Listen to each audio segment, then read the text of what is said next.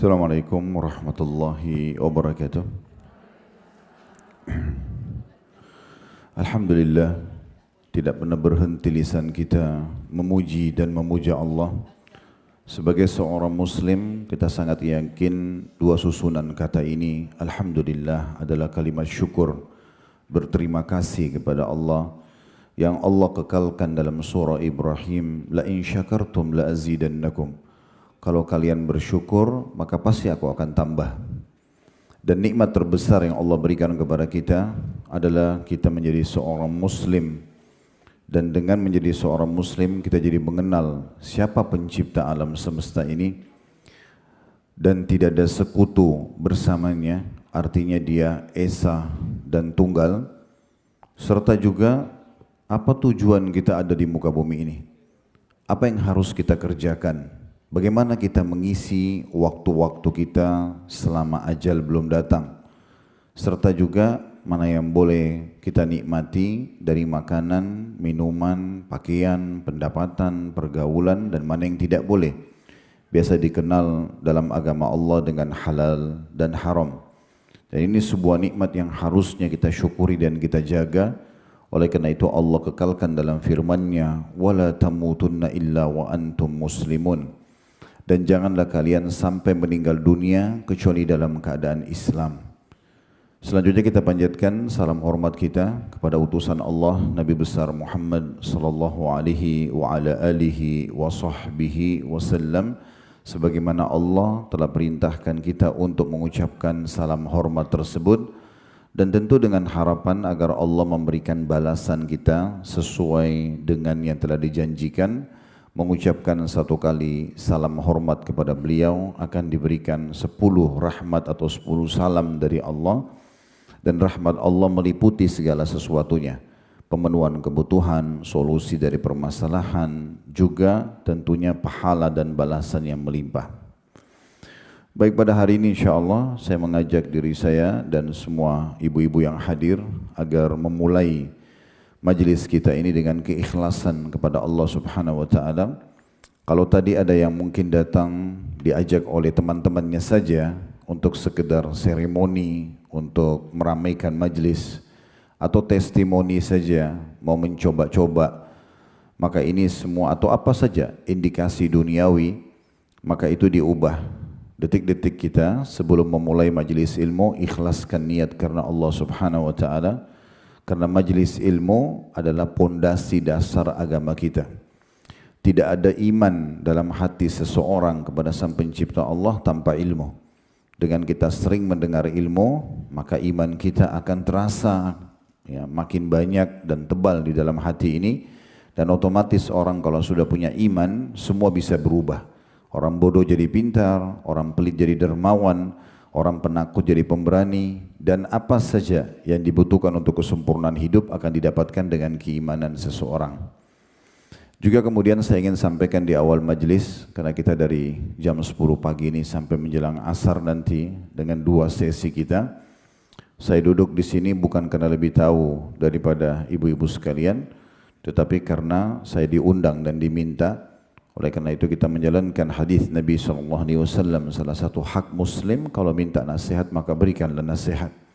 Kita sama-sama semua terus belajar, tidak ada batas waktu untuk belajar bagi seorang muslim. Sampai akhir hayat harus kita belajar. Karena dengan ilmu sekali lagi tadi iman kita akan ada dalam hati, bahkan makin sering mendengarkannya maka makin berbekas ilmu tersebut dan makin tebal iman tentunya. Kemudian juga selanjutnya saya mau mengucapkan terima kasih kepada semua panitia yang sudah menjadi penyebab berjalannya acara ini. Jazakunna khairan, semoga ini menjadi tambahan amal soleh, dan juga untuk semua peserta yang sudah hadir. Mudah-mudahan Allah berikan kita ketabahan dan istiqomah setelah duduk di majelis ilmu ini untuk mempraktikkan apa yang sudah kita dapatkan. Baik, kita insya Allah akan mulai dengan tema pertama kita, cukuplah Allah, sebagaimana ada di belakang kita ini ya. Disebutkan cukuplah Allah itu bagiku. Mungkin lebih tepatnya bagaimana seorang muslim lebih mengenal Tuhannya dan lebih dekat kepada Allah Subhanahu wa taala. Kita perlu mulai mungkin dengan memperkenalkan Allah itu. Kenapa kita mengatakan cukuplah Allah bagiku? Apakah memang pertanyaannya hanya dengan bergantung pada Allah semuanya akan terselesaikan, terpenuhi kebutuhan kita, kemudian termenangkan dari orang yang menzalimi kita, atau misalnya mendapatkan solusi dari permasalahan saya sakit sembuh atau apa saja? Jawabannya secara jelas dan tegas iya, memang hanya Allah saja. Karena kalau nikmat itu sedang ada dan kita rasakan, maka yang ciptakan kita Allah, yang ciptakan nikmat itu Allah, yang bisa pertahankan hanya Allah. Dan kalau kita sedang ada ujian, apapun sifatnya itu, yang ciptakan kita Allah, yang ciptakan ujian itu Allah, yang bisa memberikan jalan keluar hanya Allah. Ini memang pondasi dasar yang diajarkan oleh semua nabi-nabi dan rasul. Dan terutama manusia terbaik yang diutus kepada kita yaitu Nabi Muhammad SAW. Beliau selalu mengajak umatnya untuk kembali kepada Sang Pencipta Allah. Benar memang Allah tidak nampak dengan mata kita, tetapi fakta menunjukkan bahwasanya memang ada Sang Pencipta. Tidak mungkin bangunan ballroom ini dan hotel ini ada kalau tidak ada yang menggambarnya, kemudian mulai mengundang dan memanggil misalnya kontraktor untuk membangun, mulai banyak buru-buru yang kerja dan seterusnya sampai desain interiornya. Itu tidak mungkin tiba-tiba ada.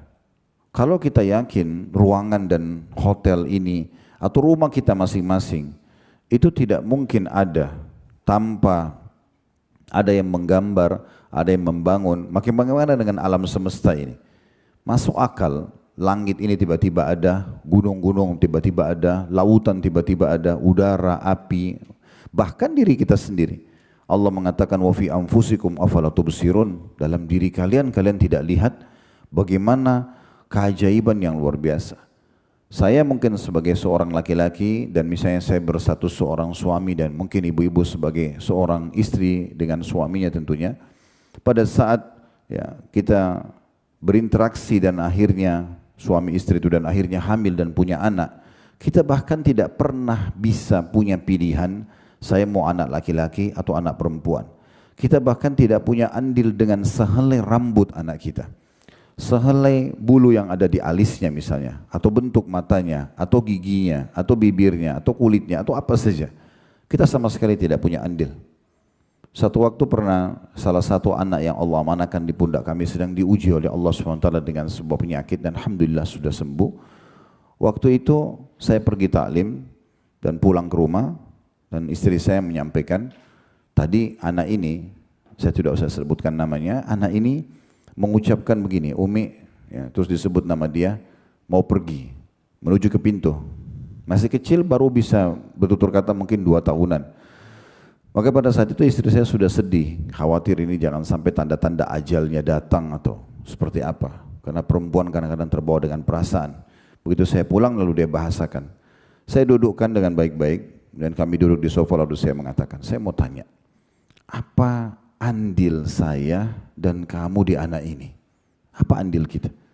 Apakah ada andil kita di sehelai rambutnya, di kulitnya, di jenis kelaminnya? Kita nggak bisa apa-apa. Saya cuma diamanahkan sperma. Kamu punya sel telur, Allah takdirkan dia bertemu dan jadi keluarlah anak ini. Kita bahkan tidak bisa pilih. Pemiliknya ini adalah Allah. Sebagaimana kita juga dimiliki oleh Allah Subhanahu Wa Taala. Saya sama kamu cuma pemilik status.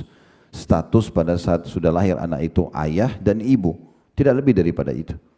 Kalau orang bisa memahami pondasi dasar seperti ini kita jadi faham sebenarnya. Dari sisi lain, semua yang kita bisa jangkau di alam semesta ini dan tidak bisa dijangkau oleh mata kita, di bumi, di kedalaman lautan, itu kembali memang kepada satu susunan kata yang luar biasa. La ilaha illallah, la ma'buda bihaqqin illallah. Tidak ada pencipta, pemilik, penguasa yang mengatur, yang menghidupkan dan yang mematikan kecuali Allah. Mau pergantian siang malam, turun hujan dari langit, populasi manusia, tumbuh-tumbuhan, hewan, apa saja.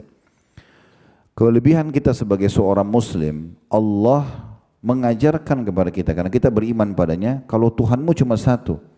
Qul huwallahu ahad. Tuhan pencipta, penguasa, pemilik apapun. Nikmat dari dia, ujian dari dia. Yang bisa menambah nikmat dia, yang bisa mengangkat ujian tersebut hanya dia. Dan kita sangat bahagia dengan itu karena kita tidak perlu cari Tuhan-Tuhan lain. Di India sampai hari ini, karena mereka bingung mencari Tuhan, maka ada yang menyembah sapi, ada yang menyembah pohon. Di negara banyak, bahkan di Indonesia masih ada orang menyembah patung. Yang kita tahu di masa Nabi SAW di Mekah dulu dikenal dengan masa jahiliyah. Karena patung itu mereka yang pahat, mereka yang warnahin, mereka yang berikan nama, mereka yang pikul ditaruh di tempat yang mereka mau sembah, dan kalau rusak mereka perbaiki. Lalu mereka panggil Tuhan. Karena mereka tidak tahu siapa Tuhannya. Tapi potensi orang mengenal Tuhannya itu ada. Makanya mereka mengerucut mencari Tuhan-Tuhan. Ada yang sembah bintang, ada yang sembah dewa-dewa yang mereka anggap dewa itu biasanya malaikat atau jin. Kalau kita alhamdulillah lahir dalam keadaan Islam sudah diajarkan Tuhanmu satu namanya Allah, ini utusannya, ini kitabnya, tinggal dipelajari. Dan memang syariat yang Allah terapkan dalam hidup kita itu menunjukkan tentang kebenaran keberadaannya. Karena semua yang diperintahkan dalam agama, jujur, amanah, tanggung jawab, bakti sama orang tua, memaafkan orang lain, apa saja membantu orang susah, jenguk orang sakit, semuanya baik-baik yang di mata manusia memang disukai oleh manusia. Kemudian yang dilarang semuanya buruk-buruk. Misalnya mencuri, menggunjing, memfitnah, memukul, membunuh. Jadi kalau kita pertemukan semua itu, kita akan kembali memang kepada kebenaran adanya Sang Pencipta Allah. Itu pondasi dasar. Dan yang sedang kita sembah, yang sedang kita ingin jadikan sebagai judul kita ini, cukuplah Allah bagiku, itu memang betul-betul zat yang memiliki sifat-sifat yang sangat mulia. Sekarang saya minta kita buka aplikasi Al-Quran kita, coba lihat, buka surah Al-Hasyr, surah nomor 59, di dua ayatnya, ayat 23 dan ayat 24. Kita coba mengenal lebih jauh siapa sebenarnya Tuhan kita ini. Sehingga nanti pointernya terakhir sekali, closing daripada tema kita, oh memang betul saya sangat pantas untuk bergantung dan menjadikan Allah saja tempat saya bergantung. Kalau ada orang di depan mata kita, kita berharap orang ini bisa menghormati kita. Orang itu misalnya kalau pasangan hidup kita berharap mencintai kita, atau teman-teman memuliakan kita, maka pastikan yang ciptakan orang itu adalah Allah. Dan yang bisa membuat dia memenuhi apa yang kita inginkan itu juga Allah.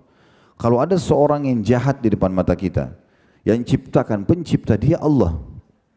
Dan yang bisa menyelamatkan kita dari mara bahaya dia hanya Allah. Dinukil sebuah kisah sebelum kita baca surah Al-Hasyr. Sa'id bin Musayyib rahimahullah pernah datang dalam majlisnya Hajjaj bin Yusuf. Hajjaj bin Yusuf ini kalau kita lihat sejarahnya, orang yang paling kejam dalam Islam itu. Seorang penguasa pada masa itu, siapa saja yang tidak sependapat sama dia bisa dibunuh. Dia tidak peduli ulama atau bukan ulama. Orang itu benar atau salah, bagi dia tidak cocok maka dia bunuh. Dan satu waktu pernah dipanggil Sa'id bin Musayyib dan orang semua tahu ini berarti akan sudah meninggal dunia. Waktu dia masuk, sempat dia komat-kamitkan mulutnya, Sa'id bin Musayyib, lalu kemudian dia masuk. Uniknya, pertama kali terjadi di majlis Hajjaj bin Yusuf, dia berdiri, dia sambut di pintu gerbang istanahnya, dan dia merangkul, memegang tangannya Sa'id bin Musayyib, lalu kemudian diajak ke singgasanahnya. Duduk bersama, kemudian diajak ngobrol, ditanya hukum-hukum agama, lalu kemudian terakhir dia memberikan parfum termahalnya, itu ke jenggot atau ke tangannya Sa'id. Subhanallah, keluarlah dia. Orang semua penasaran, ada apa? Kenapa pertama kali Hajjaj berbuat baik seperti ini pada orang yang sudah dia undang? Biasanya kalau undang seperti ini bisa terjebak, bisa dibunuh gitu. Dan sudah tidak pulang ke keluarganya lagi. Maka ada seorang yang bertanya, apa yang anda ucapkan pada saat anda masuk ke dalam majlis Hajjaj sehingga Hajjaj begitu lunak? Belum pernah kami lihat dia seperti itu sebelumnya. Maka dia mengatakan, saya mengatakan doa, ya Allah, zat yang kami imani, jadikanlah kejahatan dan kekerasan orang ini sebagai kasih sayang untukku. Hanya itu saja. Lalu tiba-tiba penjahat yang luar biasa ini bisa berubah menjadi orang yang sangat baik dengan dia. Itu bukan hanya manusia, kejahatan jin, hewan-hewan buas, semua bisa kita terselamatkan asal kita hanya minta kepada Sang Pencipta Allah Subhanahu wa taala. Kita sekarang baca surah Al-Hasyr, saya akan bacakan ayatnya di mana Allah memperkenalkan di antara sifat-sifatnya, bukan semuanya. Yang bunyinya, Huwallahu alladzi la ilaha illa huwal malikul quddusus salamul mu'minul muhaiminul azizul jabbarul mutakabbir. Subhanallahi amma yushrikun. Yang artinya, dialah Allah. Siapa Allah itu yang kita sembah? Yang kita kalau sholat bina Allahu Akbar, dari kecil kita dengar dari orang tua kita, kalau kita dalam keadaan Islam Allah, semua ustadz kiai menyampaikan Allah dalam khutbah mereka, ceramah mereka, diperkenalkan. Allah mengatakan yang tiada Tuhan selain Dia. Gak usah cari yang lain, sesembahan yang lain, tempat bergantung yang lain, tempat manja yang lain, tempat memohon yang lain. Dia Tuhan satu-satunya. Lalu disebutkan Sang Raja.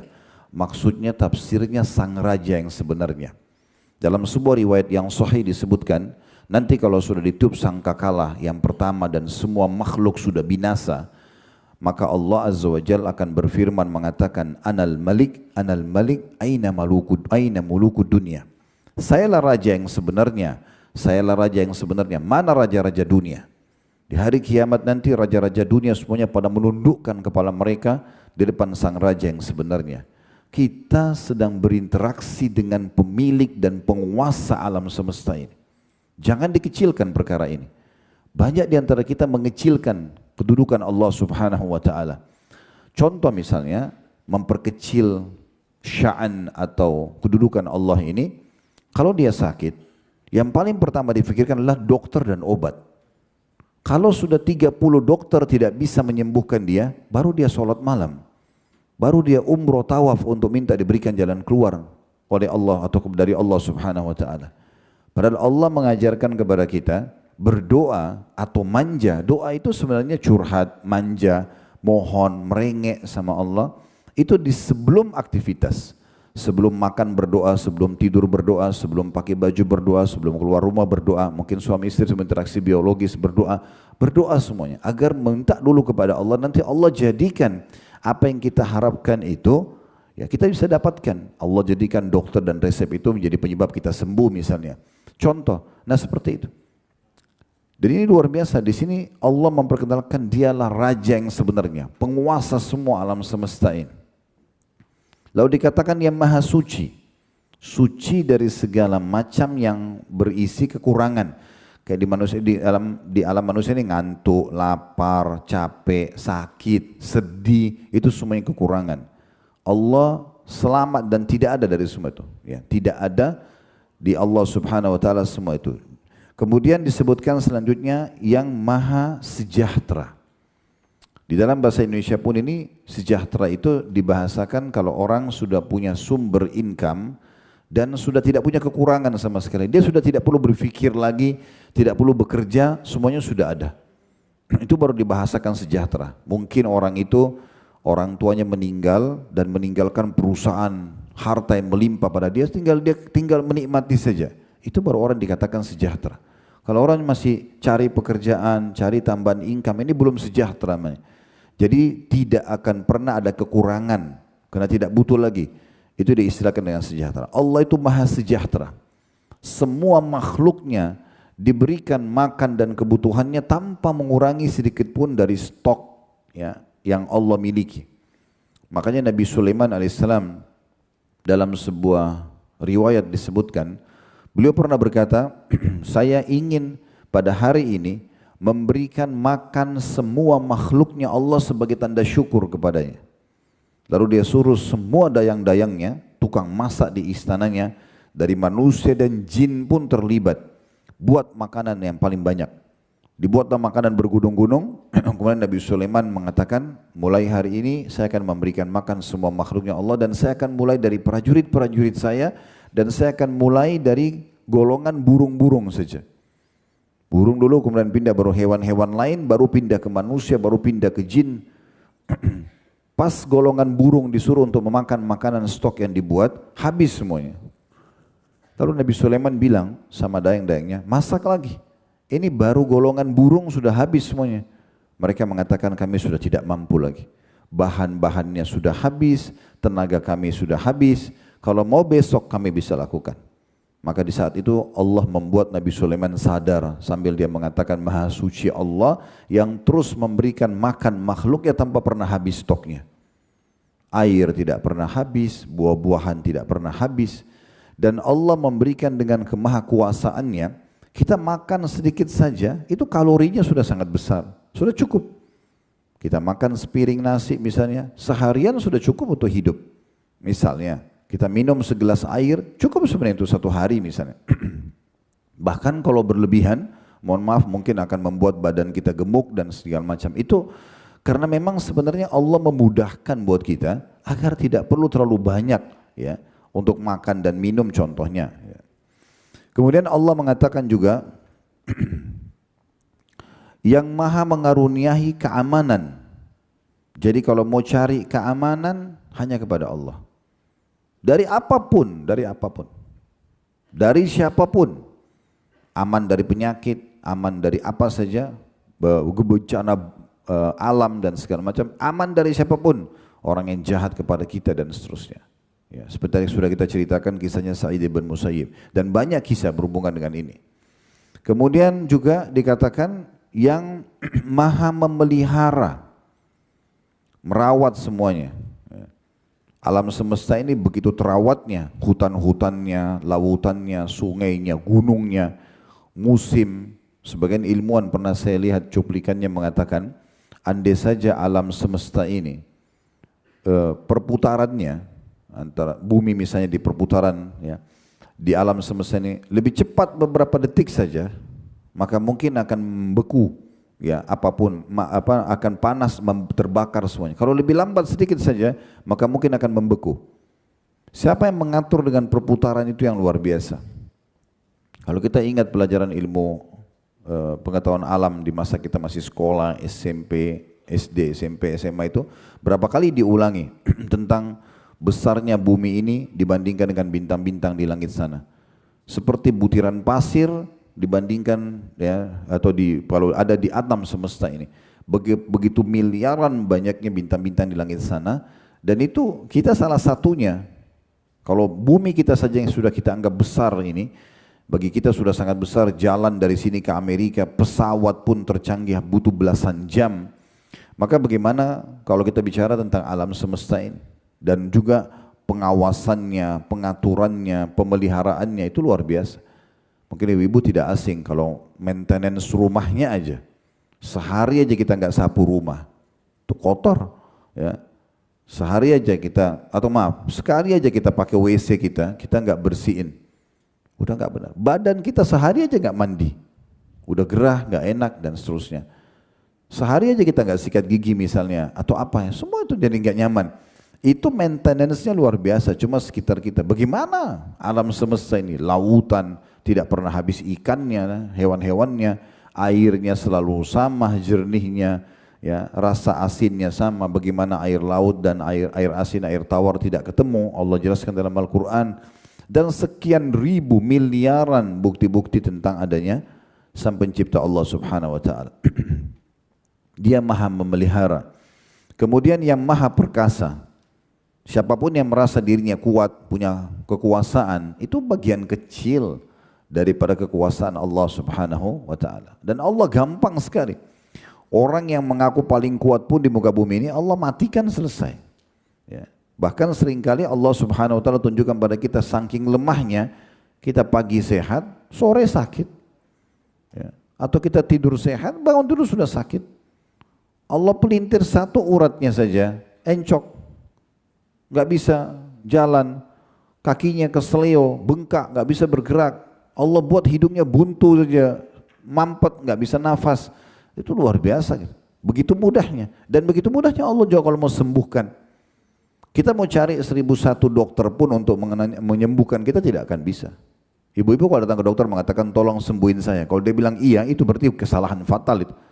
Dia hanya mengatakan mungkin saya coba ya memberikan ini analisa penyakitnya, nanti saya coba kasih obat, itu pun melalui dosis ya. yang sudah dikasih, dan juga resep dokter selalu mengatakan semoga lekas sembuh. Nggak ada pasti sembuh, dia cuma ikhtiar. Kemudian dikatakan juga yang maha kuasa atas segala sesuatu. Apa saja itu miliknya Allah. Nah, termasuk diri kita sendiri. Allah maha kuasa. Kemudian yang memiliki segala keagungan. Kalau kita lihat raja-raja dunia, istananya megah, terlihat keagungan pakaiannya dan segala macam lah singgasananya. Maka Allah memiliki keagungan di atas semua itu. Bisa dilihat dari ciptaan-ciptaannya, ya. Kemudian yang maha suci juga dikatakan, yang maha penuh dengan keagungan, maha suci Allah terhadap apa yang mereka sekutukan, Di ayat 24-nya Allah mengatakan, Huwallahul khaliqul bari'ul musawwiru lahul asma'ul husna yusabbihu lahu ma fis samawati wal ardi wa huwal azizul hakim. Dialah Allah yang menciptakan. Makna menciptakan ibu-ibu sekalian dari tidak ada menjadi ada. Ya. Jadi kalau ada manusia bilang menciptakan, hak cipta, ini sebenarnya bahasa tanda kutip, masih perlu ditelusuri lagi gitu ya. Karena menciptakan itu dari tidak ada menjadi ada. Bukan sesuatu yang sudah ada, seperti perkataan Namrud kepada Ibrahim. Waktu Ibrahim alaihissalam memperkenalkan Tuhannya Allah, lalu Ibrahim mengatakan, Tuhanku dan Tuhanmu Allah yang menghidupkan dan mematikan. Lalu Namrud dengan sombongnya suruh mengambil 2 orang, prajuritnya suruh ditangkap 2 orang, kemudian didatangkan depan matanya, lalu dia bunuh yang satunya dibiarkan pergi. Lalu dia mengatakan, saya juga menghidupkan dan mematikan. Ini jawaban yang konyol sekali, karena memang yang disuruh pergi sudah hidup sebelumnya. Menghidupkan itu telur, ayam, bebek misalnya, yang kalau kita ambil, dipecahin kita bisa makan. Kalau dibiarin diperam oleh induknya, maka bisa jadi anak daripada ayam dan bebek atau itik itu.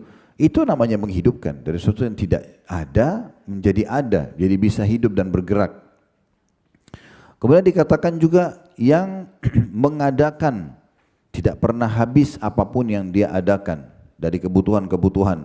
Kemudian yang membentuk rupa, yang membuat alis kita seperti ini, jumlah helai bulu alisnya, hidungnya, bola matanya, urat-urat saraf yang begitu rumit yang ada di dalam tubuh kita ini, jari-jari dengan 5 seperti ini dan segala macam hal lah, susunan gigi dengan fungsinya masing-masing. Lalu Allah kembangkan itu kepada di tengah-tengah manusia, lahirlah dokter THT, dokter mata, dokter gigi, semua hanya untuk melihat bagaimana keajaiban ciptaan Allah Subhanahu wa taala. Saya berapa kali duduk sama dokter-dokter spesialis seperti ini, pergi haji dan umroh bersama kami. Saya coba korek bagaimana mereka memahami spesialis mereka itu dengan keberadaan Allah Subhanahu wa taala. Umumnya semua mengatakan ini satu keajaiban yang luar biasa. Bagaimana susunan gigi itu berbeda-beda fungsinya, dan gigi itu bisa tertanam di gusi dan segala macam urat sarafnya. Itu luar biasa. Mata juga begitu spesialisnya, sampai ada urat saraf ini, ada itu, ada ini, telinga dan segala macam lah. Kalau kita ingin bahas ini panjang sekali di dalam tubuh kita, terlalu banyak. Saya pernah lihat sebuah dokumentasi, diilustrasikan tubuh manusia itu. Kalau kita lagi makan makanan, ya, manusia itu kalau saya sering bahasakan ibu-ibu sekalian cuma memilih dan menikmati. Ini kita lapar, tiba-tiba otak kita berpikir, oh mau makan yang gurih, mau makan yang manis. Kita cuma milih, habis itu kita nikmatin, makan. Lewat ukuran sepertiga jari kita di tenggorokan, kita sudah tidak punya andil sama sekali. Bahkan kita sudah tidak tahu tadi tempe, ayam, nasi yang kita makan ini yang mana jadi nutrisi tubuh, yang mana kandungan vitaminnya. Itu vitaminnya ada, proteinnya ada, karbonya ada. Itu gimana caranya terbagi di tubuh kita? Pernah kita berpikir gitu? Bagaimana bisa terbagi luar biasa seperti itu? Saya lihat ilustrasinya digambarkan tubuh manusia kayak sebuah pabrik besar, terdiri dari ribuan lift dan pegawai-pegawai yang begitu makanan masuk terpilah-pilah. Ini vitaminnya ke sini, yang untuk kulit, yang untuk otot, yang untuk tulang, yang untuk mata, untuk otak. Luar biasa. Kita ini cuma bisa milih lalu menikmati. Selebihnya lewat tenggorokan kita sepertiga jari, kita nggak punya andil sama sekali. Dan yang tidak dibutuhkan oleh tubuh tersaring. Maaf, kita mules, harus buang. Kalau enggak berbahaya, bisa mematikan bagi manusia. Ada seorang kapten kapal, maaf saya cerita ini karena memang bisa diambil ibrohnya. Ada kapten kapal pesiar di Amerika meninggal dunia di dalam WC. Dan pada saat dikeluarkan jenazahnya, itu dicurigai satu kapal. Siapa yang membunuh ini? Diadakan penelitian, dicari-cari, nggak ditemukan ada bekas orang ini dibunuh oleh manusia. Tapi setelah ditelusuri, dicek di bagian tubuhnya itu ternyata ada racun memang ya. Ada racun yang membuat dia pada saat menghirupnya dia mati. Itu datang dari tinja dia sendiri. Dia rupanya 2-3 hari nggak buang air, maaf itu begitu kisahnya. Habis itu dia buang air karena kamar mandi WC terlalu kecil, pengap, dia bisa meninggal karena itu. Itu bagaimana kotoran itu dia bukan yang buat tapi bisa mematikan buat dia. Dan Allah dengan sebuah sistem yang luar biasa. Kita kalau tubuh butuh nutrisi, lapar. Dan ada sinyal di saat kita sudah makan, ada sinyal untuk berhenti. Itulah kenyang. Bayangkan kalau tidak ada rasa kenyang. Kita tidak tahu kapan kita harus berhenti. Kita tidak tahu, tidak ada rasa kapan kita mau buang air kecil atau buang air besar. Kita tidak punya rasa ngantuk misalnya, supaya ada sinyal untuk kita istirahat. Itu sistem yang begitu rumit gitu ya. Kalau itu semua tidak ada bagaimana? Dan manusia tidak ada yang bisa mengatakan, oh ya saya yang atur ngantuknya orang. Atau dia, misalnya dia mau paksa aja diri melawan sistem itu atau sunnatullah. Pokoknya saya nggak mau tidur selamanya. Nggak bisa, pasti tidur dia. Ya. Atau dia tidak mau makan, pasti dia mati nanti, kan begitu. Dia tidak bisa bentrok dengan sebuah sistem yang ada di alam semesta ini. Saya sering kasih contoh ilustrasi ini supaya mudah difahami. Banyak orang di antara kita, mungkin di sini ibu-ibu tidak asing kalau di rumahnya ada lukisan ya. Biasanya di kehidupan kita ini, di manusia ini, kalau ada lukisan yang mirip sekali dengan aslinya, maka itu mahal harganya, kan itu. Lukisan apa saja, lukisan kalau orang tentunya makhluk hidup tidak bisa, tapi umumnya orang gitu, ada yang gambar orang, ada yang gambar tumbuh-tumbuhan, ada yang gambar misalnya, saya pernah lihat ipar saya kebetulan di Surabaya ini dulu seorang pelukis gitu ya. Dia melukis ini. Alhamdulillah pada saat dia menikah sama kakak saya, kemudian dia tanya ini hukumnya seperti apa, saya jelaskan ini nggak boleh kalau gambar manusia atau hewan-hewan, dia ubah akhirnya. Ada buku yang dia perlihatkan ke saya, buku itu semua lukisan dan di situ ada ditulis misalnya pasar di Mesir tahun 1700 berapa, tahun 1200 berapa Masehi. Itu bisa dilukis lagi jadi mirip mengenang masa itu. Nanti ditulis itu pasar Mesir tahun sekian atau apalah. Tinggal dihilangkan manusianya. Tetapi lukisan-lukisan ini ibu-ibu sekalian kita hanya bisa mengenangnya. Ilustrasinya begini, ada orang kadang-kadang dia misalnya bersama dengan, anggaplah ini contoh saja, dia bersama dengan seorang pelukis di pinggir pantai. Kemudian pelukis itu membawa papan lukisnya 1 kali 1 meter atau 1 kali 2 meter lah misalnya. Di depan dia sama kita ini yang sedang hadir di situ melihat ada lautan, dan airnya yang biru, ada langit yang biru yang cerah, ada burung yang terbang, ada pohon kelapa misalnya dengan buahnya. Mulailah pelukis itu melukis, dia menciplak apa yang ada depannya. Begitu selesai dan mirip, uniknya sering kali kita di posisi yang bukan pelukis yang melihat itu, kita terkagum-kagum melihat lukisan dia. Kenapa? Karena mirip sama aslinya. Ini kan unik. Kita puji 1 kali 2 meter papan lukisnya yang cuma menciplak dan kita lupa yang aslinya tempat dia ambil. Lukisan itu hanya bisa dikenang, oh ini pelukis si fulan pernah melukis misalnya di pantai di Surabaya gitu contoh. Contoh saya cuma begitu. Tapi tidak bisa dinikmatin kecuali cuma dikenang. Kalau ini alam semesta, suara gemericik airnya bisa didengar, ya sejuk air lautnya bisa disentuh, suara kicauan burung bisa didengar, kelapanya bisa dinikmatin, terik matahari bisa dirasakan panasnya. Kok ini dilupakan lalu bangga dengan lukisan itu? Kan itu unik sekali. Ya. Kadang-kadang kita tidak berpikir seperti itu. Saya selalu juga mengajak ilustrasi, coba mendatangkan ilustrasi kepada jemaah untuk memahami tentang bagaimana keberadaan Allah Subhanahu Wa Taala. Ibu-ibu misalnya mau masak ayam, saran saya saja. Mungkin kita kalaupun umumnya orang beli ayam yang sudah dipotong misalnya. Kalau misalnya beli ayam yang masih hidup kemudian di pasar kita suruh orang itu potong misalnya.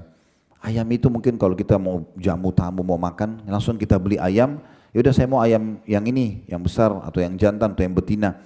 Begitu kita beli, ya sudah. Pikirannya cuma bagaimana dimasak, dibuat apalah masakannya. Sebatas itu. Coba lebih dalam dari itu. Renungi ayam itu, seekor ayam. Ayam ini dari mana? Siapa yang ciptakan? Satu helai bulu ayam saja, itu kalau kita perhatikan baik-baik ayam jantan misalnya ya, ayam jago itu, bulunya itu ada bulu warna hitam, ada merah, ada hijau, bagus sekali itu warnanya. Satu bulunya saja. Bagaimana dengan bulu-bulu yang tertancap di tubuhnya? Dari mana ayam ini gitu? Dan kenapa tidak pernah habis stoknya? Ini hal yang harus dipikirkan. Ibu-ibu mau makan buah, pengen beli anggur misalnya. Ada anggur hijau, merah, hitam. Oke, saya pengen yang warna hitam aja, karena lebih manis misalnya. Jangan cuma sekedar beli, petik dari tangkainya, kemudian oh iya manis ya, udah begitu aja. Itu sayang sekali. Coba pakai untuk merenungi poin yang berhubungan dengan masalah pengenalan Allah SWT. Siapa yang menciptakan anggur ini? Kulitnya, teksturnya, rasanya, aromanya. Dan luar biasa tertancap dengan begitu rapi sampai dibuatkan biasa imitasinya ya, dibuat dari plastik dan itu dipasang di meja di rumah gitu. Karena indahnya susunan anggur itu. Jadi berenungi baik-baik siapa yang buat dan kenapa anggur tidak pernah habis nih. Bahkan saking lemahnya manusia, kalau sudah kita tarik dari tangkainya saja kita nggak bisa tancapin kembali itu. Pisang dengan sisirnya sampai dikenal dengan sisiran pisang, warna kuning yang begitu indah, kulitnya begitu lembut, tekstur dagingnya di dalam dan tidak pernah habis stoknya. Setiap hari kita bisa temukan di pasar. Siapa penciptanya semua ini? Manusia cuma bisa menikmati, dia tidak bisa mengatakan dia pencipta. Fir'aun aja yang sudah pernah mengaku sebagai Tuhan, tidak pernah dia mengaku oh air dia yang buat, buah dia yang buat, tidak pernah sama sekali. Dia nggak bisa mengatakan. Jadi kita harus lebih kenal dan besarkan Allah Subhanahu wa taala itu di dalam pikiran kita. Ini namanya dasar sekali masalah tauhid. Baru kita sampai kepada tema kita ini ya. Cukuplah Allah bagiku. Itu bukan cuma ucapan lisan, harus mengenal Allah itu baru betul-betul kita bergantung kepadanya. Itu yang dimaksud dengan al-musawwir yang membentuk rupa itu. Kemudian dikatakan lahul asmaul husna, dia memiliki nama-nama yang mulia. Yusabbihu lahu ma fis samawati wal ard. Semua yang di langit dan di bumi ini bertasbih kepadanya, memujinya. Wa huwal azizul hakim, dan dia maha perkasa lagi maha bijaksana. Di dalam surah Al-Imran ayat lain, tadi Al-Hasyr sudah selesai, surah nomor 59 ayat 23 sampai 24. Tentu Al-Quran penuh dengan ayat-ayat tauhid seperti ini ya. Tapi kita pilih surah Al-Imran surah nomor 3 ayat 189 berbunyi, walillahi mulkus samawati wal ard wa huwa ala kulli syai'in qadir.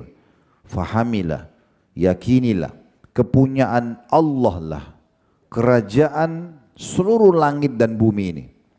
Cuma satu pemiliknya.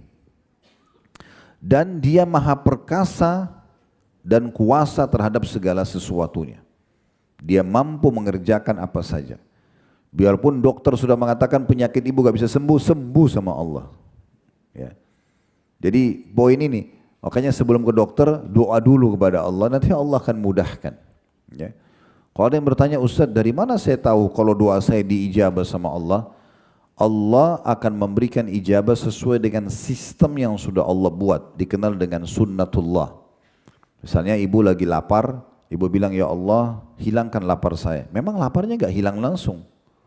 Sebenarnya Allah mampu melakukannya, tapi Allah sudah buat sebuah sistem agar kita manusia melalui sistem itu. Kita akhirnya terfikir mau makan apa, dikunyah dulu, ditelan dulu, diproses di usus, baru kemudian laparnya hilang. Kita nggak sakit, Allah buat kita ngantuk, istirahat dan seterusnya. Ya. Jadi seperti itu kita minta ya Allah mudahin jodoh buat saya. Allah nggak akan lemparin pasangan dari langit. Ya. Tapi tiba-tiba ada yang melamar, ada yang suka, ada orang tua tawarin anaknya. Kita minta rezeki, Allah nggak akan lemparin duit dari langit.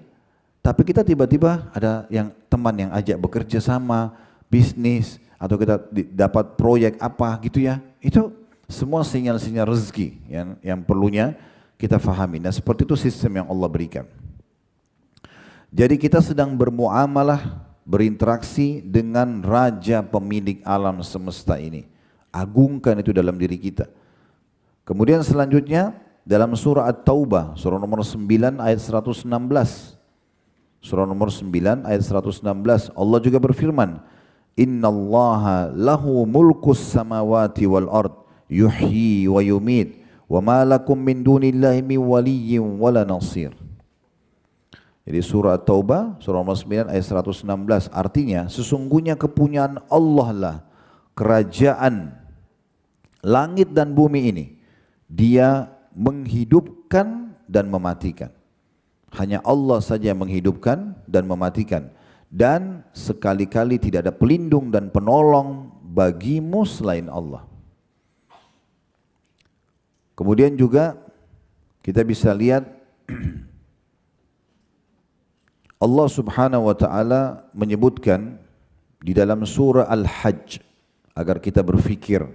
Surah nomor 22 ayat 73 ya, sampai 74. Ayat ini setiap kali saya baca subhanallah saya merasa merenung lagi ya. Bagaimana dahsyatnya Allah memberikan contoh ini. Agar jangan lagi menyeru selain Allah. Pergi dukun, pakai jimat, minta-minta pada jin yang tidak masuk akal. Ya.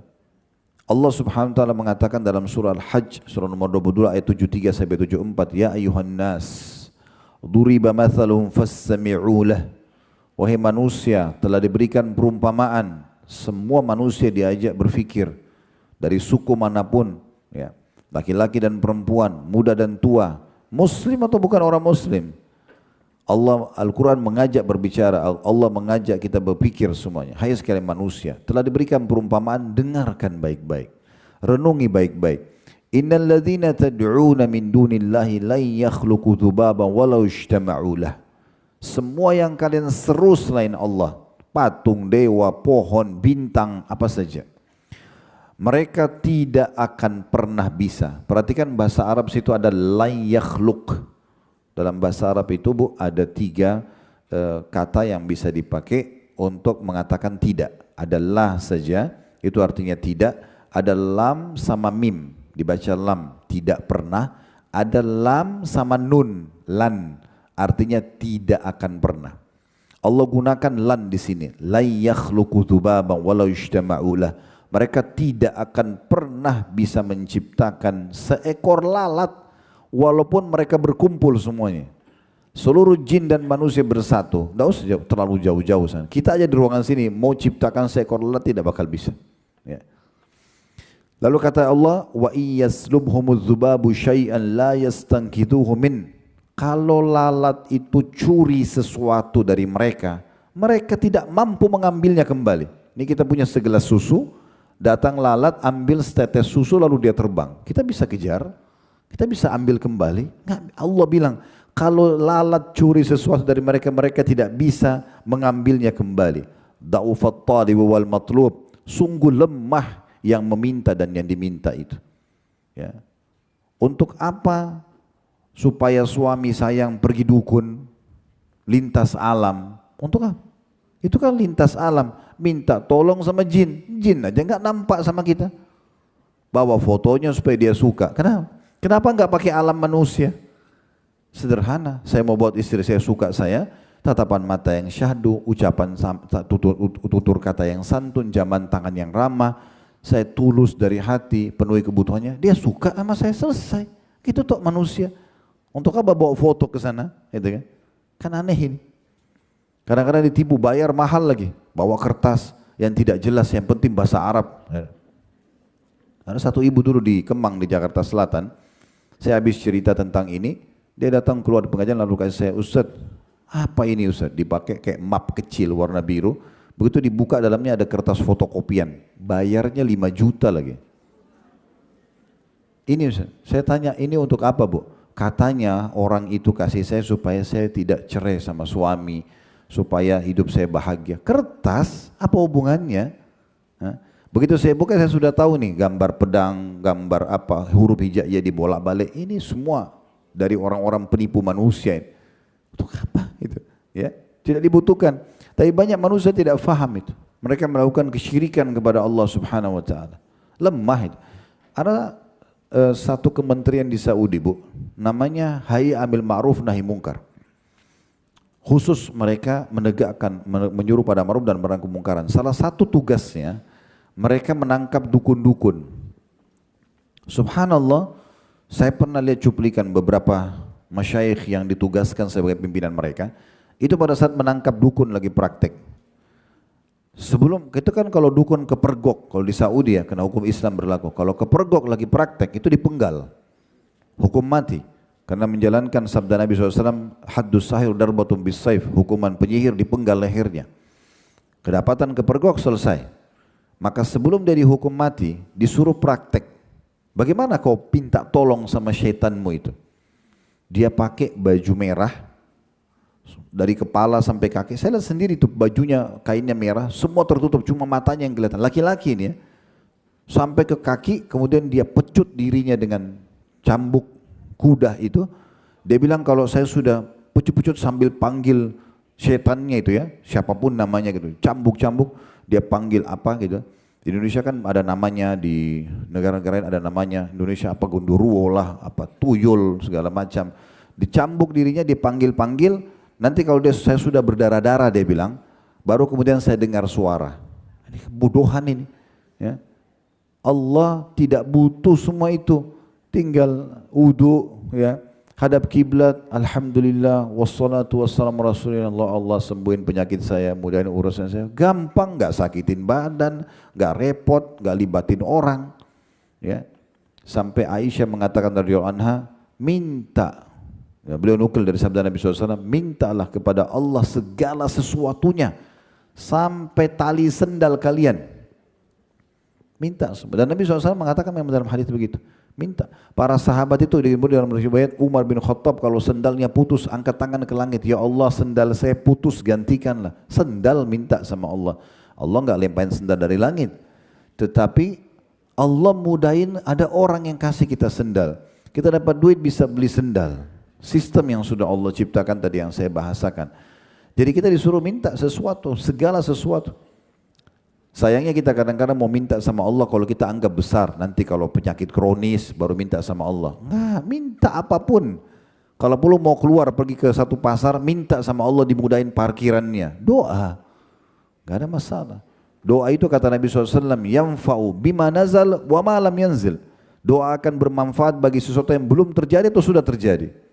Dan kata Nabi SAW, la yaruddul qadha illa du'a. Tidak ada yang bisa menolak takdir kecuali doa. Sampai Dr. Sa'id Al-Qahtani hafidhahullah dalam buku beliau Masalah Doa menyebutkan, makna hadis ini adalah 3. Bisa doa itu lebih kuat daripada keputusan takdir Allah, maka doa bisa mengalahkan takdir tadi. Tadinya kita akan kena satu ujian, tidak bisa kena doa kita. Atau doa lebih lemah, lebih kuat keputusan itu sehingga akhirnya terjadi sebagai ujian buat dia, tapi kalau dia berdoa bisa meringankan dan memberikan jalan keluar. Atau dua-duanya bersaing. Misalnya ibu sakit sudah sebulan, kalau berdoa juga sebulan berarti berimbang itu. Misalnya contoh. Tapi kalau dia baru berdoa sekali, penyakitnya berjalan sebulan, ini enggak berimbang. Bisa saja dikalahkan doa tersebut. Jadi saking luar biasanya Allah berikan peluang kita sebenarnya untuk bisa ya bergantung kepadanya. Kemudian Allah mengatakan, ini yang kita ingin titik beratkan ya, di ayat 74-nya, ma qadarullah haqqa qadri innallaha laqawiyyun aziz. Sungguh mereka betul-betul ya tidak memposisikan ya atau tidak mengenal Allah dengan sebenar-benarnya. Sungguhnya Allah itu maha kuat lagi maha perkasa. Maha kuat lagi maha perkasa. Mengemis sama makhluk, ibu-ibu sekalian, tidak akan mendatangkan solusi. Namun kalau kita kembali kepada sang raja yang sebenarnya, kita akan mendapatkan solusinya. Renungi ini ya, hadis Nabi SAW diriwayatkan Abu Dawud sama Tirmidzi dengan sanad yang sahih. Hadis ini selalu saya jadikan motivasi buat saya untuk selalu kembali dan bergantung hanya kepada Allah saja. Dari hadis Abdullah bin Mas'ud radhiyallahu anhu, beliau mengatakan, qala Rasulullah sallallahu alaihi wasallam, Rasulullah SAW bersabda, man nazalat bihi faqah فأنزلها بالناس لم تسد فاقته. Siapa yang punya permasalahan lalu dia kembalikan atau dia adukan itu kepada manusia, maka tidak akan menyelesaikan permasalahannya. Wa man nazalat bihi faqatun fa anzalaha billah. Siapa yang punya masalah lalu dia kembalikan kepada Allah, fayushikullahu lahu birizqin ajilin aw ajil. Maka pastikan Allah akan segera memberikan kepadanya solusi cepat atau lambat. Dalam sebuah hadis yang lain riwayat Tirmidzi, man lam yad'ullaha yaghdab alaih. Siapa yang tidak minta sama Allah, tidak merengek sama Allah, tidak manja sama Allah, Allah marah padanya. Ya. Kita kalau sengaja tidak mau merengek, minta, mohon sama Allah dari hal yang kecil sampai yang besar, itu Allah justru marah.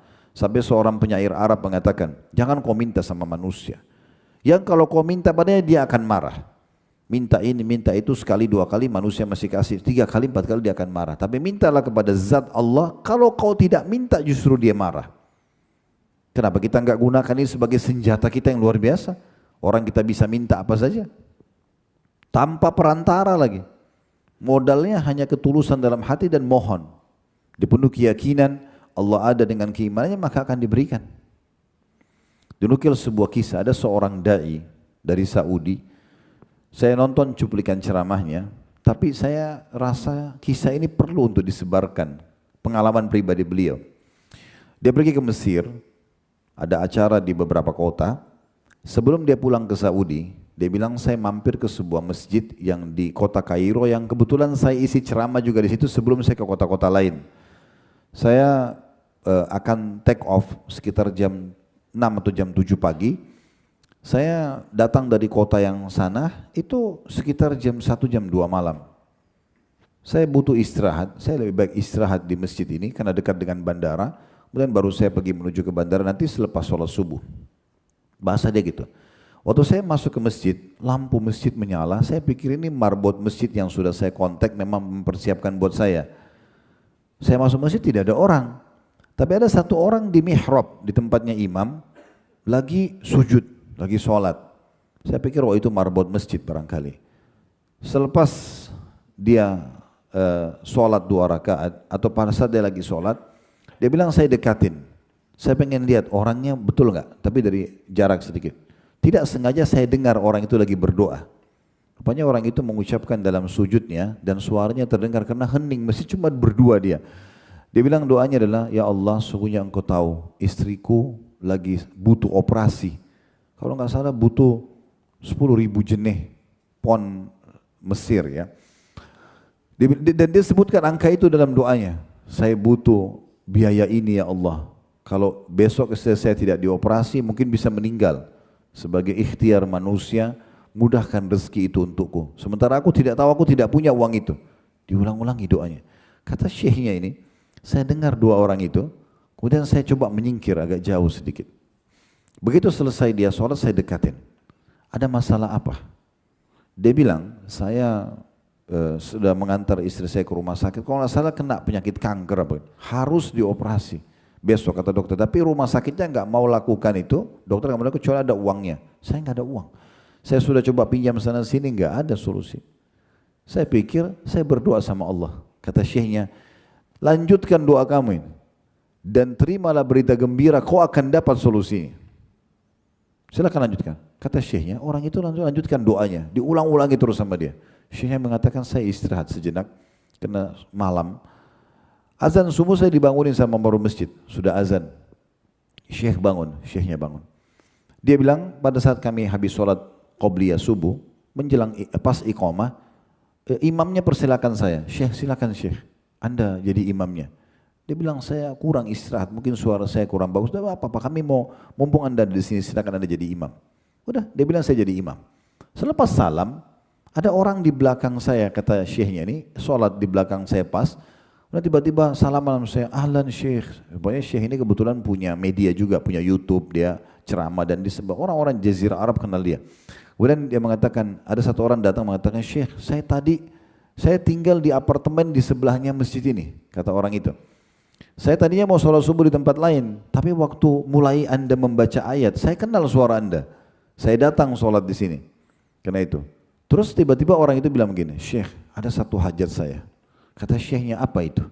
Dia bilang, saya punya zakat mal. Nilainya 10.000 pon. Nilainya mirip sama orang yang minta doa tadi malam itu. Saya ingin kasih ke satu orang. Sudah lama saya tahan, istri saya selalu ingatkan keluarkan zakat itu. Saya bilang tunggu dulu. Hari ini saya mau minta tolong tunjuk siapa orang yang bisa saya kasih. Syekhnya bilang saya berdiri, saya cari mana orang yang semalam. Rupanya ada di ujung saf di saf pertama. Dipanggil sama syekhnya, sini. Datang orang itu mendekat. Kata syekhnya, coba sampaikan hajat kamu semalam yang kau berdoa. Dia bilang istri saya butuh operasi, butuh uang 10.000 jenih, 10.000 pound. Syekh, orang yang kata syekhnya, waktu dia bilang 10.000 pound, saya bertakbir, Allah Akbar. Orang yang mau punya uang zakat juga bertakbir, Allahu Akbar. Kok angka itu bisa pas? Ya. Maka kata syekhnya, orang ini punya zakat, dia mau alokasikan. Dan orang ini punya hajat, dia bilang sama punya zakat. Maka saya sarankan berikan kepada orang ini. Diberikanlah pada orang tersebut. Orang tadi sujud kepada Allah, bersyukur, ya Allah terima kasih. Orang kembali kepada Allah itu luar biasa. Tinggal butuh keyakinan atau tidak. Ingat ya, kalau ibu menyampaikan hajat kepada Allah, jalankan hadis Nabi SAW, Udu'u rabbakum muqinuna bil ijabah. Berdoalah kalian, manjalah kalian, mohonlah kalian pada Tuhan kalian dalam kondisi penuh keyakinan akan diijabah. Fa inna Allah la yaqbalu du'a min qalbin ghafil. Karena Allah tidak akan pernah menerima doa dari hati yang lalai. Allah terima enggak ya? Ragu. Ya Allah enggak diterima. Ya. Yakin Allah dengar, Allah akan kasih. Tinggal berjalan saja. Dan ingat juga sebuah hadis Nabi SAW, yustajabu li ahadikum malam ya'jal. Pasti akan diijabah doa seseorang antara kalian selama dia tidak tergesa-gesa. Sahabat bertanya, "Wamal isti'jal?" Dalam riwayat, "Kaifa yasta'jil?" Bagaimana tergesa-gesa itu ya Rasulullah? Kata Nabi SAW, "Yaqulu da'utu wa lam yustajabu li fatarakat du'a." Dia mengatakan, saya sudah berdoa tapi belum lihat ijabahnya, lalu dia tinggalkan doa. Mungkin ibu tinggal sekali lagi berdoa Allah ijabah. Kenapa berhenti? Jangan pernah berhenti sampai lihat apa yang ibu minta. Selama ibu tidak minta yang haram, yakin Allah kasih. Allah kekalkan dalam Al-Quran, wa idza sa'alaka ibadi anni fa inni qarib ujibu da'watad da'i idza da'an falyastajibu li wal yu'minu bi la'allahum yarshudun. Hai Muhammad, kalau ditanyakan kepadamu tentang aku, hamba-hambaku tanya, katakan aku sangat dekat. Aku akan menjawab panggilan-panggilan atau doa-doa mereka. Maka harusnya mereka ya kembali kepada aku, beribadah kepada aku agar mereka mendapatkan petunjuk. Jadi kita harusnya faham ini, dibesarkan kadar Allah Subhanahu wa taala di depan mata kita. Dan ada sebuah hadis juga yang mulia, hadis yang masyhur sekali ya, tapi mengajarkan kepada kita, mengingatkan kita kembali tentang bagaimana Allah Azza wa Jalla memerintahkan kita untuk betul-betul bergantung kepadanya. Dan dari hal yang kecil sampai hal yang besar. Dahulukan Allah baru kemudian ikhtiar manusiawi. Itu yang baru namanya tawakal. Ya. Dalam hadis Abi Dzar radhiyallahu anhu Al-Ghifari, beliau mengatakan anin Nabi sallallahu alaihi wasallam yarwihi ar-Rabbih azza wa Jalla. Dari Nabi SAW yang menukir riwayat dari Tuhannya Allah yang maha mulia dan maha tinggi. Ini hadis qudsi. Annahu qal, bahwasanya Allah berfirman, ya ibadi, wahai hamba-hambaku. Allah ajak bicara kita semua. Kami, saya dan teman-teman dai ini hanya penyambung apa yang Allah sampaikan. Bapak ibu sekalian, ibu-ibu harus renungi baik-baik ini. Ya. Wahai hamba-hambaku, Allah ajak bicara anda secara individu dan kita semua secara umum. Kata Allah, inni haramtu dzulma ala nafsi wa ja'altuhu bainakum muharraman fala tadzalamu. Ingatlah, kata Allah, aku mengharamkan kezaliman atas diriku. Tidak mungkin tidak memberi hak atau mengambil yang bukan hak. Dan aku jadikan haram di antara kalian. Maka jangan kalian saling menzalimi. Ambil yang punya kita saja. Bukan punya kita jangan disentuh. Walaupun sebutir beras, walaupun seteguk air, haram dalam Islam tidak boleh. Dan sumber pendapatan haram bisa mendatangkan banyak mara bahaya. Ya. Ributnya rumah tangga, durhakanya anak dan segala macam hal. Kami pernah tabligh akbar di kota Makassar, judulnya akibat makanan haram. Kalau ibu-ibu yang sudah mengikuti medsos kami di Khalid Basarma Official di YouTube, itu ada cari di playlist, akan cari judul bedah buku tentang akibat makanan haram. Itu luar biasa efeknya. Banyak rumah tangga ribut karena itu, banyak anak-anak durhaka karena itu. Bahkan Dr. Ziyad Abadi pernah menyampaikan, dari sumber pendapatan haram ada orang tidak sadar, dia memberikan makan anaknya dari yang haram, anaknya menjadi pembunuhnya karena mau mengambil warisannya. Pernah dengar ada anak-anak bunuh orang tua mengambil warisan? Nah, itu kata beliau itu sumber haram di badannya anak itu, akhirnya Allah jadikan anaknya membunuh dia, dan sekian banyak masalah yang hadir.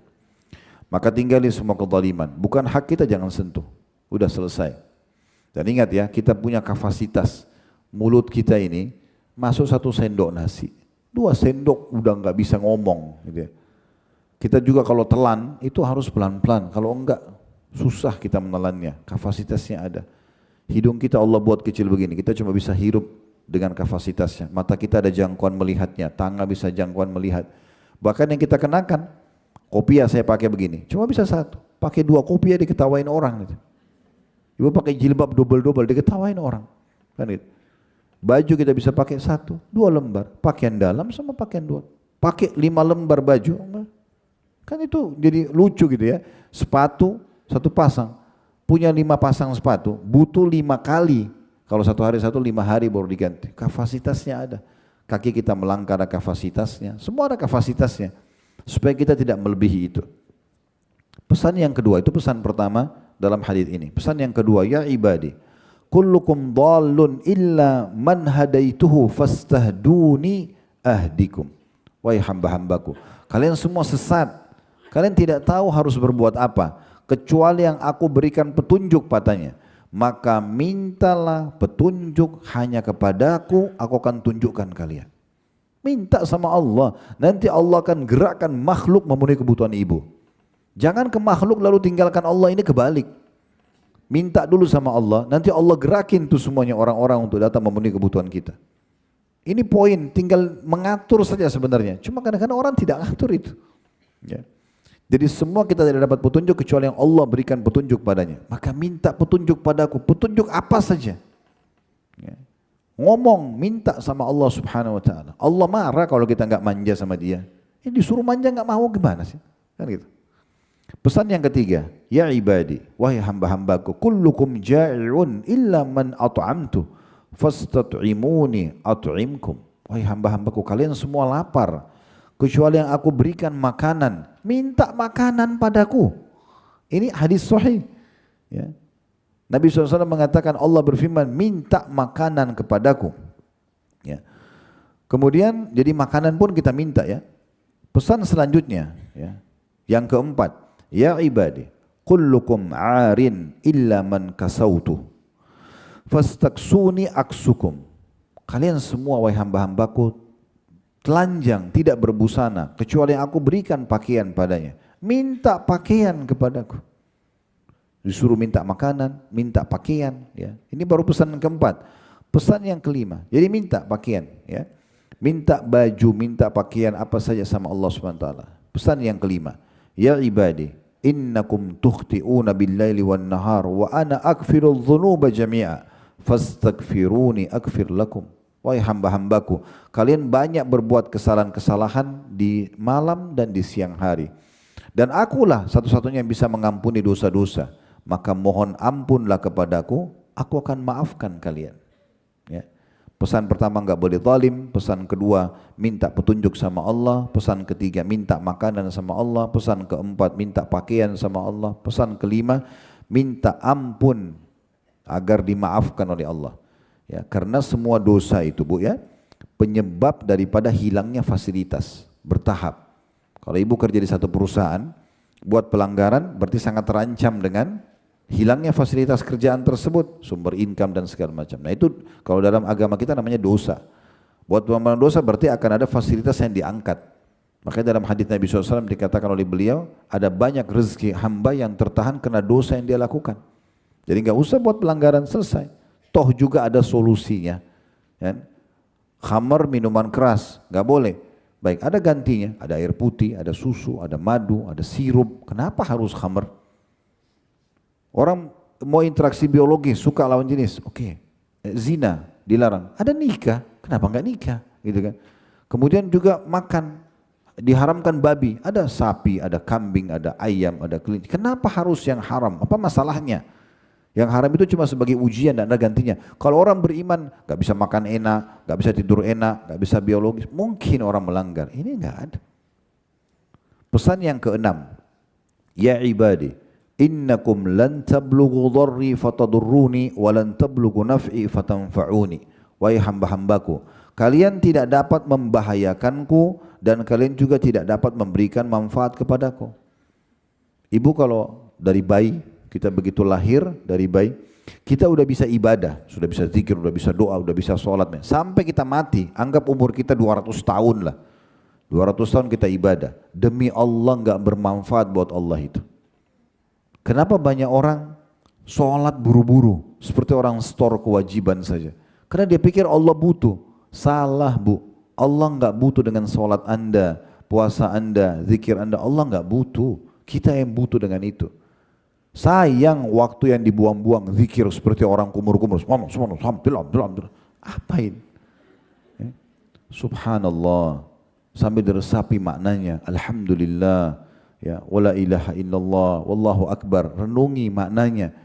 Oh ya, maha suci Allah, segala puji bagi Allah. Tidak ada Tuhan yang berhak disembah kecuali Allah. Allah maha besar. Pelan-pelan, berdoa pelan-pelan. Apa yang diucap? Rabbana atina fid dunya hasanah. Renungi makna, ya Allah berikan aku semua kebaikan yang terbaik di dunia. Wa fil akhirati hasanah, semua yang terbaik di akhirat. Wa qina adzabannar, selamatkan kami dari api neraka. Renungi. Makin kita renungi maknanya, itu makin khusyuk namanya, makin konsentrasi, makin mudah diterima. Jadi kita betul-betul tidak akan membahayakan Allah kalau kita tidak bisa memberikan manfaat walaupun kita ibadah seumur hidup kita. Dan juga tidak bisa membahayakan Allah. Artinya kalaupun kita dari lahir bayi sampai mati maksiat terus, tidak ada bahayanya buat Allah.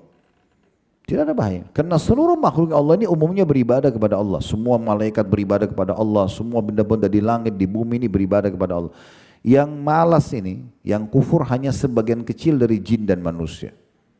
Umumnya semua beribadah kepada Allah. Itu pesan yang keenam. Yang ketujuh, ya ibadi, lau anna awwalakum wa akhirakum wa insakum wa jinnakum kana ala atqa qalbi rajulin wahidin minkum ma zada dzalika fi mulki syai'a. Wahai hamba-hambaku, kalau seandainya manusia pertama dan jin pertama yang saya ciptakan sampai yang terakhir lahir, semuanya digabungkan jin sama manusia itu, semuanya sama, berada pada level takwa tertinggi. Orang yang terbaik ibadahnya, takwanya adalah Nabi Muhammad SAW. Anggap semua jin, semua manusia miliaran sama dengan Nabi Muhammad SAW ketakwaannya. Apa kata Allah SWT? Tidak akan menambah sedikit pun dari kerajaanku. Gak ada pengaruhnya. Semua kalian baik, gak ada pengaruhnya. Allah nggak butuh dengan amal kita. Kemudian dikatakan, ya ibadi, law anna awwalakum wa akhirakum wa insakum wa jinnakum kana ala afjari qalbi rajulin wahidin ma naqasa dzalika min mulki syai'an. Wahai hamba-hambaku, kalau seandainya kalian semua, manusia yang pertama, jin yang pertama sampai yang terakhir, puluhan miliar, ratusan miliar jumlahnya pun, semuanya afjar qalbi rajulin, semua buruk seperti Fir'aun misalnya, kufur kepada Allah, semua tidak akan mengurangi sedikit pun dari kerajaanku. Tidak ada pengaruhnya sama Allah. Pesan ke-8, ya ibadi, lau anna awwalakum wa akhirakum wa insakum wa jinnakum qamu fi sa'idin wahidin fasa'aluni fa'ataitu kulla insanin mas'alata ma naqasa dhalika mimma indi illa kama yanqusul mikhyatu idza udkhilal bahr. Wahai hamba-hambaku, bila orang-orang terdahulu dan yang terakhir dari seluruh manusia dan jin yang tinggal di bumi ini meminta kepadaku, semua manusia dan jin dari pertama diciptakan sampai yang akhir, yang belum lahir sekarang sampai menjelang hari kiamat, didatangkan semuanya berkumpul di satu tempat, semuanya minta hajatnya masing-masing, lalu aku penuhi semua permintaan mereka masing-masing itu, tidaklah hal itu mengurangi apapun yang ada padaku, kecuali sebagaimana sebatang jarum yang dimasukkan ke lautan. Kita celupin jarum di lautan, diangkat, tidak ada pun setetes air yang tinggal di situ. Kekayaannya Allah seperti lautan yang luas itu. Ya. Sampai saya teringat juga sebuah hadis Nabi SAW, beliau mengatakan kepada Bilal, pada saat Bilal sempat menyimpan kurma yang sangat ranum, bagus sekali, beliau tidak sedekahkan. Lalu Nabi tanya waktu dihidangkan kepada Nabi, apa ini Bilal? Saya simpan butuh anda ya Rasulullah. Kata Nabi SAW, hai Bilal, keluarkan, sedekahkan, jangan tunggu saya. Dan jangan pernah takut miskin dari pemilik singgasana yang agung. Nabi SAW selalu tanamkan pemahaman-pemahaman yang besar seperti itu. Kemudian selanjutnya, ya ibadi, ini pesan yang ke-9. Innama hiya a'malakum uhsiha lakum uwaffiyakum iyyaha. Faman wajada khairan falyahmadillah wa man wajada ghaira dzalika fala yalumanna illa nafsah. Yang artinya, wahai hamba-hambaku, sesungguhnya amal-amal yang kalian lakukan itu, yang saya perintahkan, sholat, puasa, zakat dan segala macam hal, aku catat semua untuk kalian, sebenarnya untuk kalian juga. Kemudian aku memberikan balasannya untuk kalian, ya, untuk kebaikan kalian sendiri. Maka barang siapa yang mendapatkan dalam buku amalan nanti kebaikan-kebaikan karena dia faham ini, tujuan dia diciptakan untuk beribadah kepada Allah, hendaklah ia bersyukur kepada Allah. Dan kalau dia mendapatkan selain itu, maka jangan pernah dia salahkan kecuali dirinya sendiri. Hadis yang panjang lebar ini diriwayatkan oleh Imam Muslim, hadis yang sahih. Kata Sa'id, seorang perawi hadis, dia nukil dari seorang ulama, gurunya dia, namanya Abu Idris Al-Khulani. Dia mengatakan kalau Abu Idris Al-Khulani membaca hadis ini, idza haddatsa bihadzal hadis jatha ala rukbatai. Dia langsung duduk, dia bertumpu dengan kedua lututnya dan menurunkan kepalanya saking tunduknya kepada Allah. Artinya, mau apa lagi setelah hadis ini? Semua disuruh minta dan manja kepada Allah. Mau minta ditambahkan nikmat silahkan, waktunya 24 jam terbuka, ya. Mau juga minta diberikan jalan keluar silahkan, semuanya bisa didapatkan. Kemudian selanjutnya hadis yang lain, ya. Hadis ini juga hadis yang mulia, tapi ini sudah tidak asing hadisnya sebenarnya. Hadis-hadis seperti ini sudah sering didengarkan sebenarnya dari para asatidzah kita, tapi kita kalau ingatkan, kalau baca ini, majelis ilmu itu mengingatkan kembali, ya. Yang berbunyi dari hadis Ibnu Abbas, atau Nabi SAW bersabda kepada Ibnu Abbas radhiyallahu anhuma, beliau mengatakan, ya gulam, wahai anak kecil. Orang Arab kalau manggil anak kecil atau anak muda, wahai ya gulam, inni u'allimuka kalimatin, saya akan ajarkan kepadamu beberapa kalimat. Hafal baik-baik, renungi baik-baik, praktikkan dalam hidupmu. Ini kunci kebahagiaan. Lalu kata Nabi SAW, ihfadillah yahfaduk, jaga hubungan baikmu sama Allah, Allah akan jaga hubungan denganmu, ya. Allah akan menjagamu. Ihfadillah tajidhu tujahak, jaga hubungan baikmu sama Allah, Allah akan selalu ada di hadapanmu. Kapan kau perlu, maka dia akan ada. Tiba waktu sholat, tiba waktu puasa, zakat, sedekah, umroh, haji, bakti orang tua, baik sama tetangga, segala macam hal.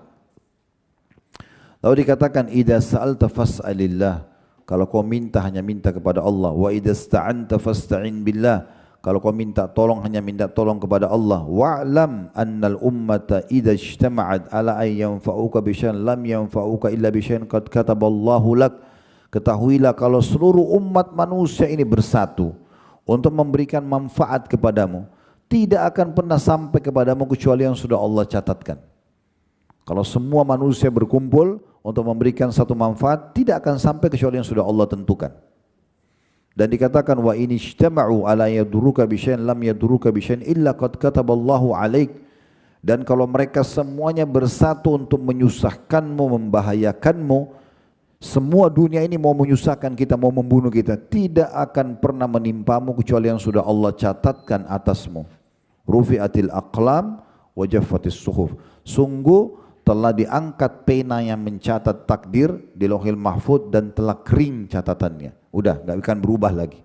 Hadis ini hadis yang sahih diriwayatkan Tirmidzi dan juga Imam Ahmad. Jadi kesimpulan dari apa yang kita sampaikan semua ini, bagaimana seorang muslim mengagungkan Allah Subhanahu wa taala dalam hidupnya. Dan kami sarankan agar ibu bersemangat untuk selalu mendekatkan diri kepada Allah Subhanahu wa taala, lakukan dua hal. Yang pertama, ya, mencari tahu tentang dan membaca terus keutamaan dari amal yang ibu kerjakan. Apapun yang ibu mau kerjakan, usahakan cari tahu fadilahnya. Saya selalu sarankan dalam pengajian, jangan pernah mengerjakan satu jenis ibadah kecuali kita sudah tahu keutamaannya. Dan itu butuh 5 menit kalau sekarang ya. Misalnya mau sholat duha, ketik aja keutamaan sholat duha di Google, keluar semua artikel. Cuplikan ceramah di Facebook, di TikTok, di Instagram, di YouTube, keluar banyak orang menyampaikan. 5 menit aja, baca atau dengarin. Nanti kita tahu, oh saya kalau sholat duha dapat ini ya. Itu nanti akan membuat kita konsisten, gitu kan. Kemudian yang kedua, itu harus dipaksakan. Paksakan, mulai sekarang harus paksakan baca Quran, sholat malam, majelis ilmu, paksa, nggak bisa enggak. Allah mengatakan dalam Al-Quran, وَالَّذِينَ جَاهَدُوا فِينَا لَنَهْدِيَنَّهُمْ سُبُلَنَا. Orang-orang yang memaksakan jalan menuju jalan kami akan tunjukkan dia ke jalan-jalan kami. Ya. Dan saking luar biasanya para salafus salih dalam memaksakan diri dalam ibadah ini, sampai dimulai dari Nabi SAW ya. Nabi SAW pernah sholat malam sampai kakinya pecah-pecah. Ditanya oleh istrinya tercinta Aisyah radhiyallahu anha, kenapa anda sholat seperti ini ya Rasulullah? Padahal dosa anda yang lalu dan akan datang sudah dimaafkan. Maka kata Nabi SAW, afala akunu abdan syakura. Apakah aku tidak bisa menjadi seorang hamba yang bersyukur? Mereka paksakan diri dalam ibadah. Dinukil dari sebagian salaf mengatakan, kami menemukan para sahabat Nabi, muka mereka sampai kusut di pagi hari karena semalam suntuk mereka habiskan dalam ibadah kepada Allah Subhanahu wa taala. Bahkan ada di antara mereka kalau luput satu ibadah saja, mereka ganti dengan ibadah yang lain. Abdullah bin Umar radhiyallahu anhu pernah ketinggalan 1 kali sholat berjamaah, maka beliau mengganti dengan sholat semalam suntuk tanpa tidur.